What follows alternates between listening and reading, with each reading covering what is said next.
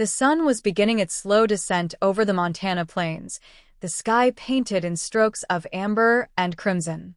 The horizon seemed endless, swallowing up the land in silence broken only by the low moan of the wind and the occasional rustle of prairie grass. This was a country both beautiful and unforgiving, where survival was earned by sweat, grit, and stubbornness. Caleb Thompson had lived alone on these plains for nearly a decade.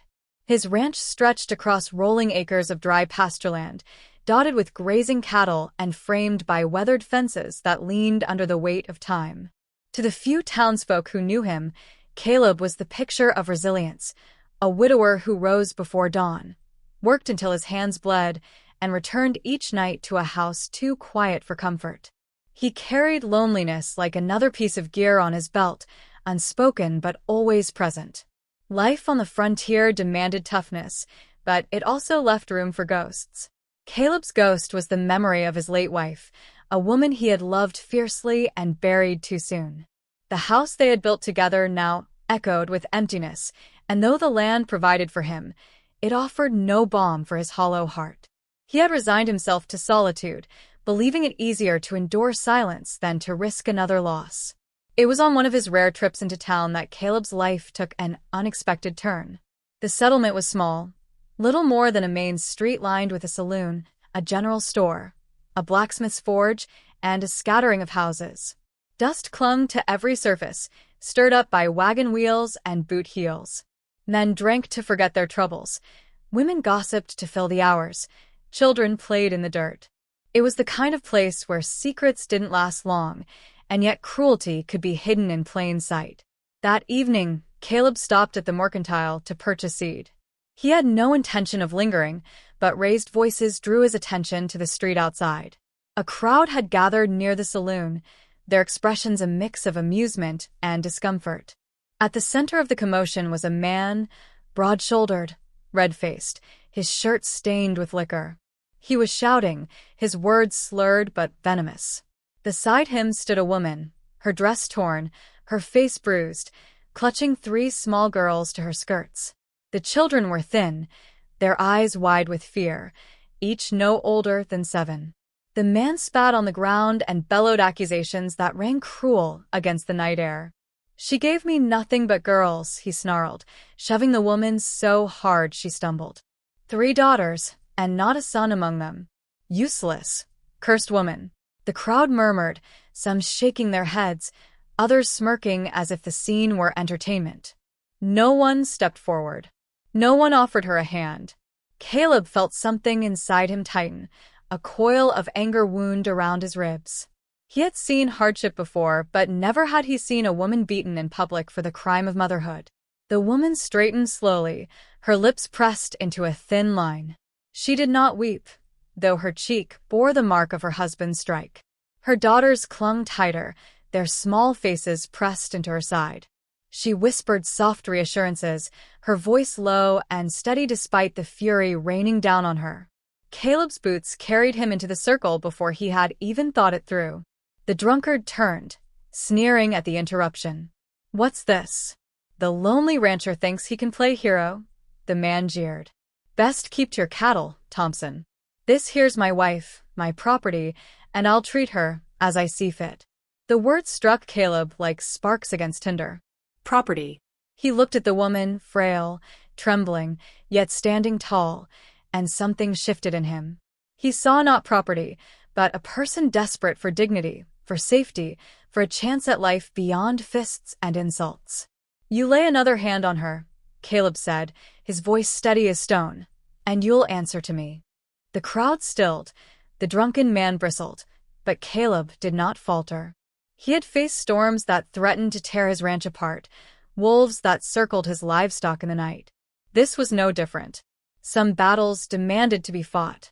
The drunkard laughed bitterly, stumbling back a step. "Take her, then. Take her and the brats, see if you fare any better. She'll curse your house like she cursed mine." The woman flinched at his words, shame flickering across her face. She had been told the lie so many times she half believed it herself. But Caleb looked at her differently, not with contempt, but with a quiet strength that startled her. He removed his hat, held out his hand. "You're coming with me." For a heartbeat, silence hung heavy. The woman's eyes darted between her husband's sneer and Caleb's unwavering gaze. She hesitated, torn between fear of the unknown and the desperate hope that perhaps, just perhaps, this was the lifeline she needed. Finally, with a trembling breath, she placed her hand in his. The children followed, clutching at her skirts, their steps hesitant but trusting. Caleb wrapped his arm around them protectively, guiding them away from the laughter and jeers of the crowd. The drunkard shouted after them, but his words faded into the dusk. What remained was the image of a battered woman and her daughters leaving behind cruelty, and a lonely rancher who had just altered the course of all their lives. As Caleb led them toward his wagon, he realized he had crossed a line from which there was no return. He had opened his door not just to strangers, but to responsibility, danger, and perhaps even redemption. The woman, her face half hidden beneath tangled hair, whispered so softly he barely heard, "My name is Clara." Caleb nodded once. He did not yet know the depths of her suffering, nor the weight of the wounds she carried. But he knew one thing with certainty. Whatever came next, she and her daughters would not face it alone. The prairie wind rose, carrying dust across the darkening street. Townsfolk dispersed, whispers chasing them into the night. In that moment, under the vast sky of the American West, the threads of two broken lives had intertwined, setting the stage for a story neither had ever dared to imagine. And though neither Caleb nor Clara knew it yet, this chance encounter was not merely rescue, it was the beginning of a reckoning and of a fragile, unexpected hope. The wagon creaked under its load as Caleb guided the reins, the horses' hooves striking the dirt road with a steady rhythm. Behind him sat Clara and her 3 daughters, huddled together beneath a blanket he had tossed across their shoulders. The sun had slipped below the horizon, leaving a wash of purple twilight over the prairie. The air grew colder by the minute, but no one spoke. Caleb kept his eyes on the road, though he was acutely aware of the silence behind him.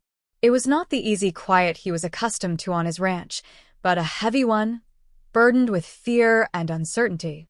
The woman's hand never left her daughters, as though letting go for even a second might cause them to vanish.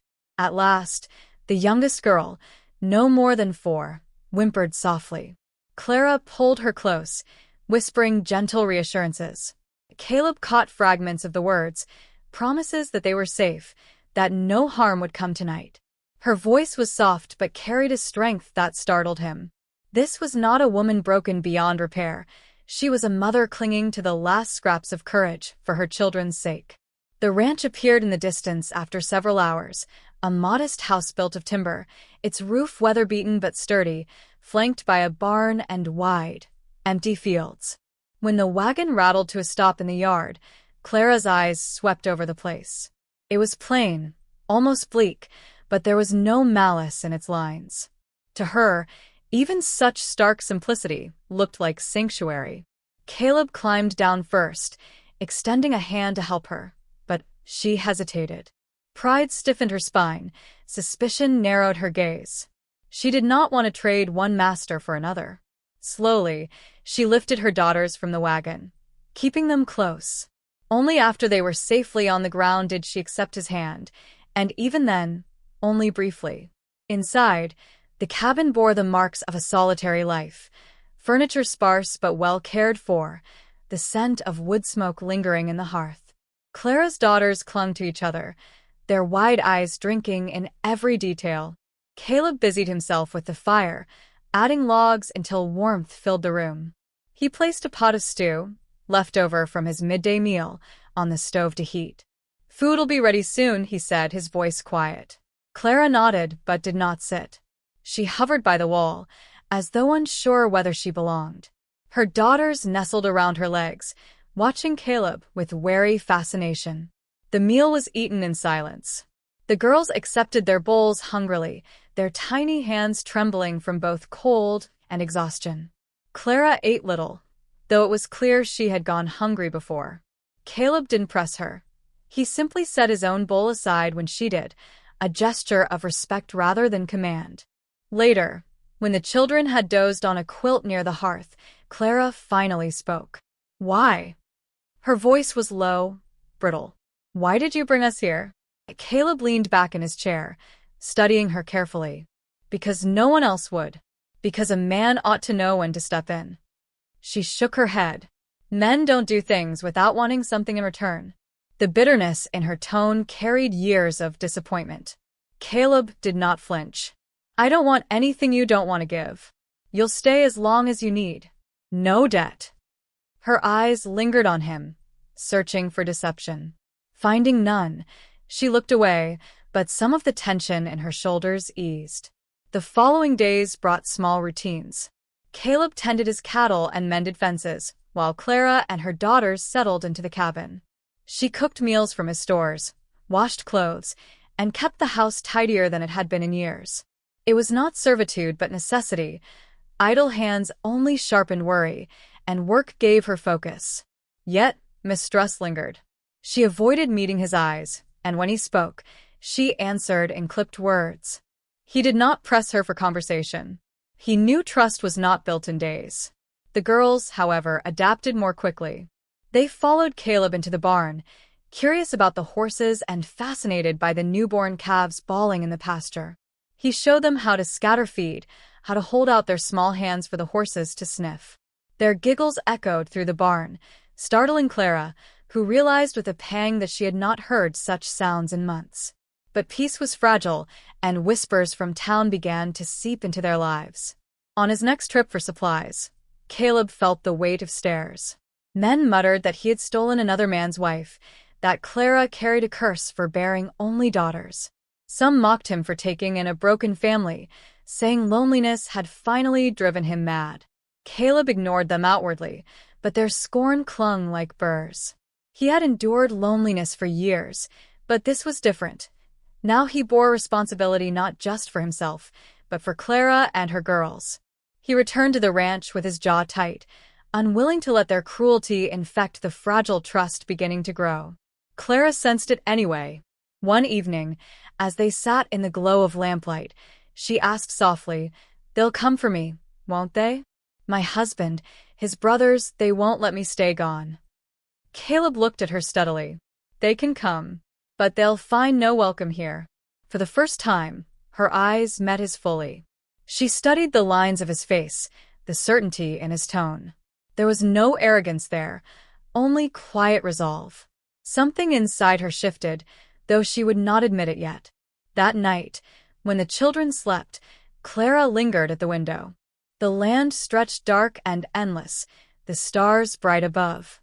She thought of the cage she had left, of the fists and insults, of the way her daughters had learned to flinch at every sound. Then she thought of Caleb, who spoke little, but whose actions carried weight. He had said, "You'll stay as long as you need." No man had ever given her such freedom in words. It was a promise that unsettled her as much as it comforted her, for it meant the choice, truly, was hers.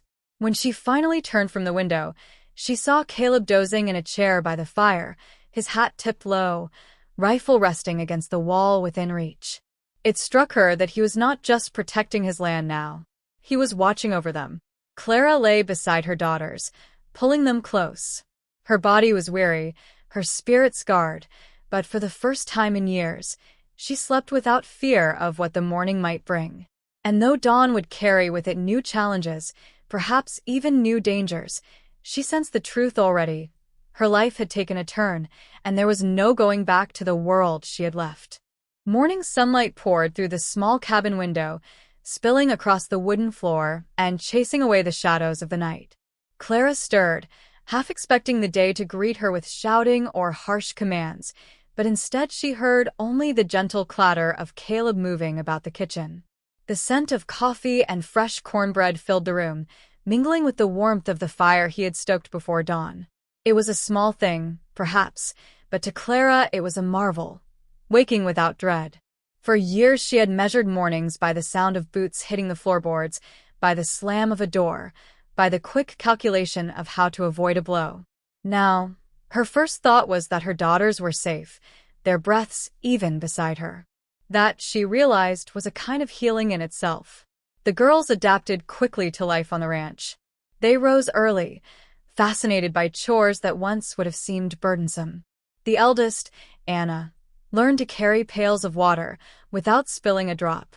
The middle child, Ruth, laughed freely as she scattered grain to the chickens. Even little May, barely steady on her feet, insisted on following Caleb to the barn, clutching his pant leg until he lifted her onto a hay bale where she could watch. Clara observed these moments with quiet awe. She had feared her daughters would always carry the scars of their father's cruelty, but here they seemed to bloom. Their laughter rang out over the fields like birdsong, and each smile they offered Caleb was returned with a gentleness she had not thought men capable of. Yet Clara herself struggled to trust. At night, when the cabin was still, memories pressed in, the sting of slaps, the cruel words, the shame of being deemed worthless for giving birth to daughters. She carried those wounds deep, like stones in her chest. When Caleb spoke kindly, she sometimes recoiled, not from him but from the echo of voices that told her such kindness was a trick. Caleb seemed to sense this without her explaining. He gave her space, never demanding gratitude or conversation, but including her in every decision that touched her and the children. When he repaired the roof, he asked her where she wanted the water barrels placed to catch the rain. When he traded at town, he brought back cloth and thread, not as gifts but as supplies he trusted she would put to use. Slowly, these gestures began to chip away at her walls. Still, the outside world intruded. On one trip to town, Clara insisted on accompanying him. She wanted to feel useful, to show she was not hiding. But the moment they stepped into the general store, whispers followed. Two women near the counter cast pointed looks, murmuring about the one who couldn't give her man a son, and how shameful it was for Caleb to take her in. Clara's cheeks burned, and she gripped the basket in her hands so tightly her knuckles whitened. Caleb caught the exchange. Without a word, he stepped closer to her, his hand brushing her elbow in subtle reassurance. Then, with calm but firm tone, he addressed the shopkeeper. "Put whatever she chooses on my account. She speaks for this household as much as I do."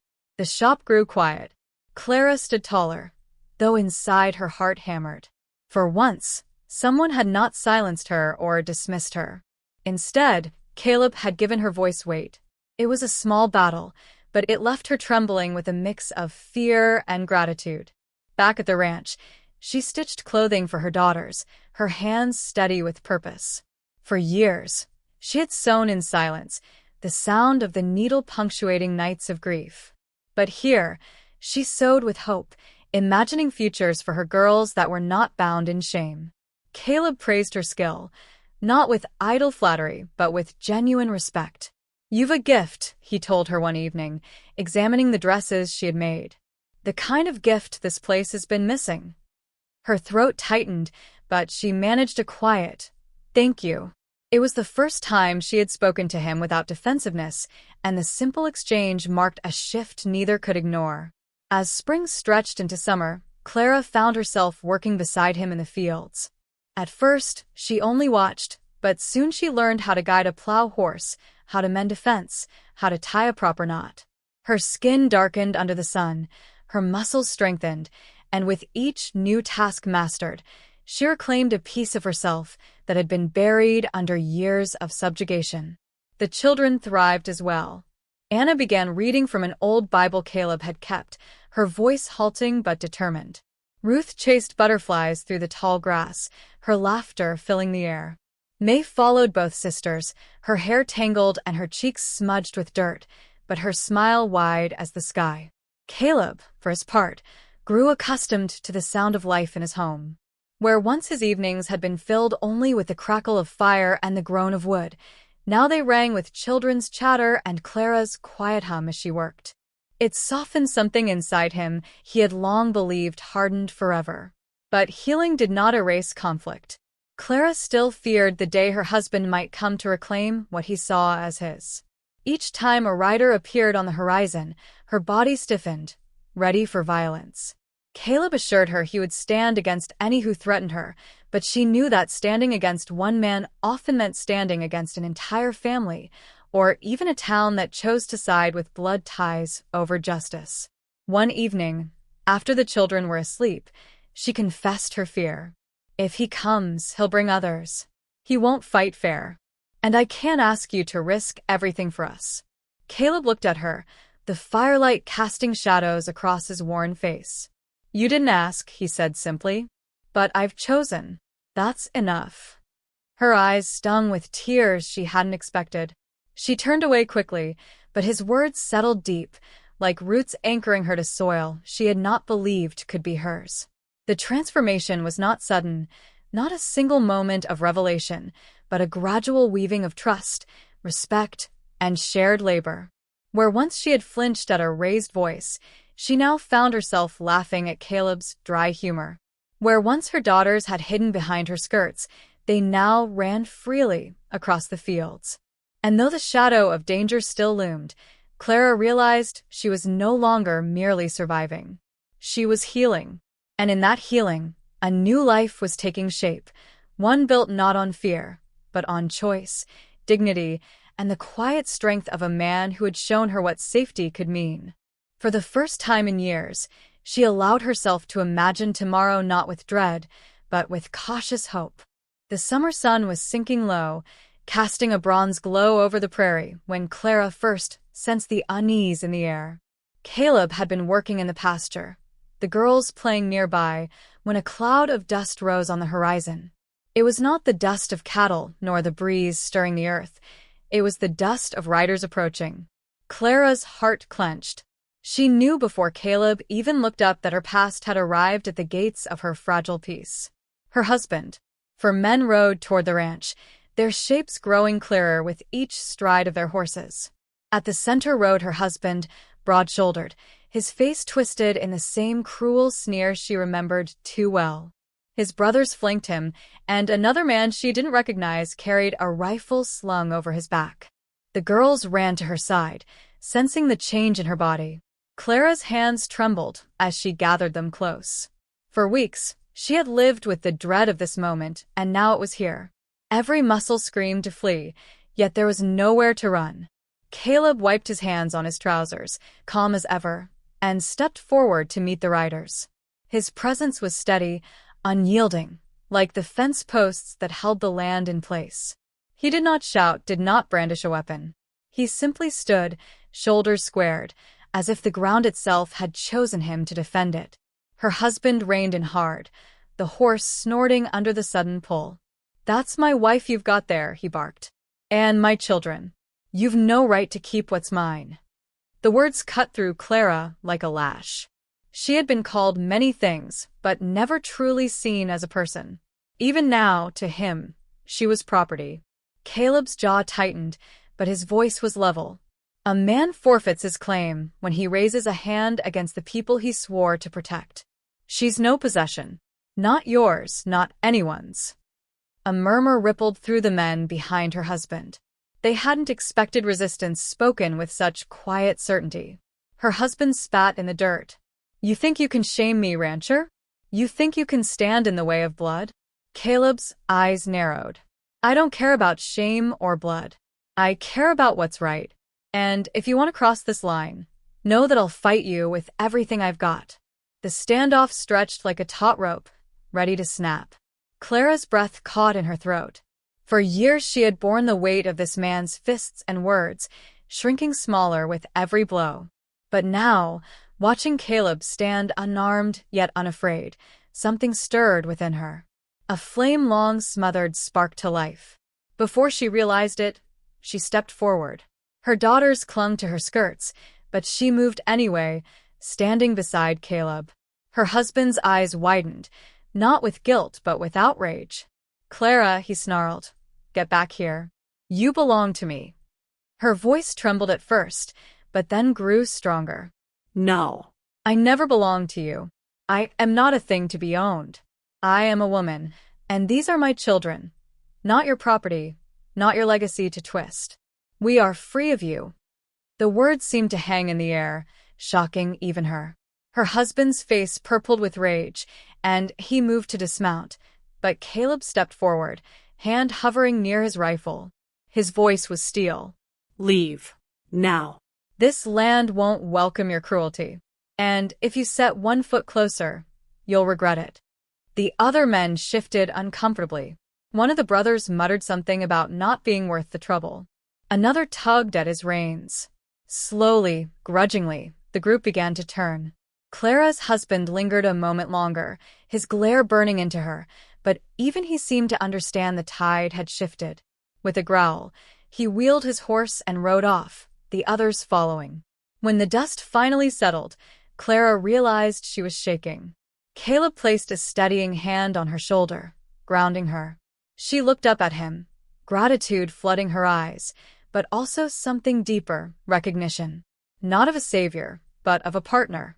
The days that followed carried a different air. Though the threat was gone, Clara knew healing was not finished in a single confrontation. Yet she felt lighter, as if she had finally shed a chain that had bound her for years. Her daughters noticed too. They played with freer laughter, unafraid of shadows lurking in the corners. Caleb never spoke of the confrontation again. He returned to his work, as though protecting her had been no extraordinary act, only the natural choice. But Clara carried the memory close, knowing the courage to speak had been her own as much as his. As summer waned, the ranch began to flourish. Crops grew strong under Clara's careful hands. The house filled with the scent of fresh bread and the sound of children reading aloud. Caleb, once a man defined by silence and solitude, now found himself smiling at the chaos of life within his walls. One evening, as the sun dipped low and painted the sky in shades of gold and rose, Clara stood beside him on the porch. The girls chased fireflies in the yard, their laughter mingling with the hum of crickets. "You gave us more than shelter," she said softly. "You gave us a chance to live without fear." Caleb turned to her, his expression quiet but earnest. "You did that yourself. I only gave you the space to see it." Her heart swelled at his words. For the first time, she believed them. She was no longer defined by her suffering, nor by the cruelty of the man she had left. She was defined by her strength, by her love for her daughters, by the choice she had made to stand and claim her freedom. The moral of her journey was not hidden in grand gestures, but in the simple truth that no one deserved to be treated as less than human, that dignity and love were not gifts granted by others, but rights to be claimed. And sometimes, all it took was one person's courage to remind another of their own. That night, as Clara tucked her daughters into bed, she whispered a promise. "This is our home now, and no one will ever take it from us again." Outside, Caleb leaned against the porch post, gazing at the stars. For years, he had lived as a lonely rancher, resigned to silence. But now, in the echoes of laughter and the warmth of companionship, he realized he too had been transformed. He had not only rescued a woman and her children, he had rescued himself from a life half-lived. The prairies stretched endless and quiet around them, but inside the modest cabin burned a fire stronger than any wind could extinguish, the fire of family, freedom, and a love born not of possession, but of respect.